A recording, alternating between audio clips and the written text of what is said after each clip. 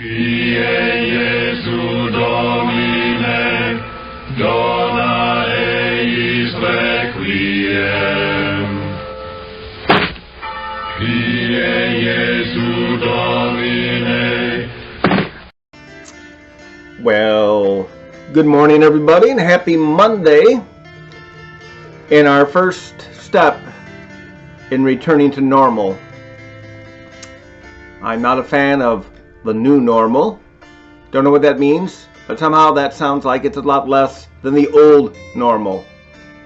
So I'm a big fan of the old normal and going back to it with a little deeper awareness and mindfulness of things. That's probably been the best thing out of this pandemic, right after the fact that we didn't have 2 million deaths in the United States. A number I probably won't let go of because we avoided that either because social distancing and our precautions worked, which is what I like to think, or because it was greatly exaggerated and hindsight's 2020. So I'll try to point no fault as much as I can, even though privately I might think otherwise. But people are coming back to Mass today. I'll be curious to see who shows up.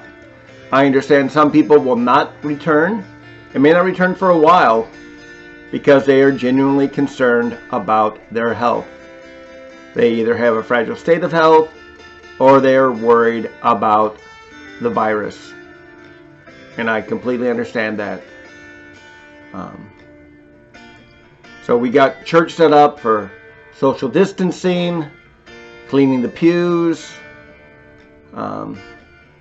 I tend to be a handshaker and a hugger. So for those who break social distancing with me, well, as long as you're not coughing, I'm less worried. But again, we're trying to do it to be more mindful. But if you really are concerned about somebody having a bug, the most prudent thing to do is stay home.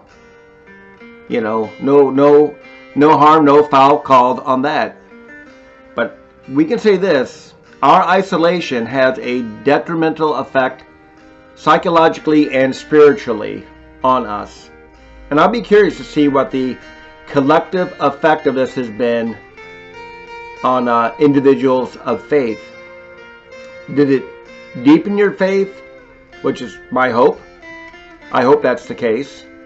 Or did it relativize your faith, which would be disastrous?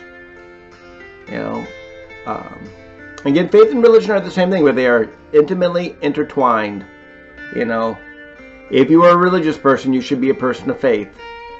If you are a person of faith, it ought to naturally attract you to religion, some sort of religion. I'm not saying Catholicism, but community.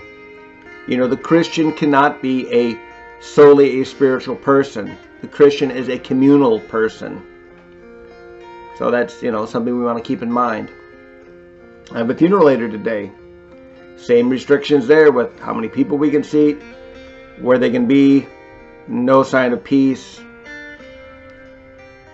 no precious blood. There will be 3 chalices for the priest. Because I think there's 3 of us celebrating. So, it will be very odd.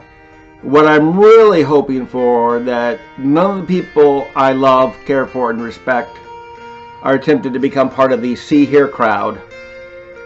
The See Here crowd will call 911 on you before they will talk to you. The See Here crowd will report you without ever addressing their concerns.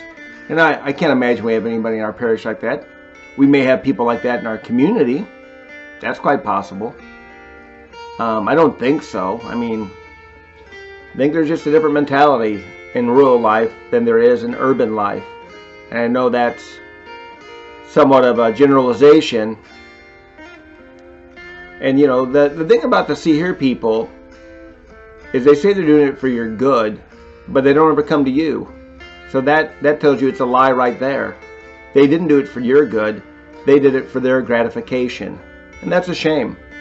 That's really unfortunate. If you have a concern with somebody, you should personally address it. That's what decent folk do.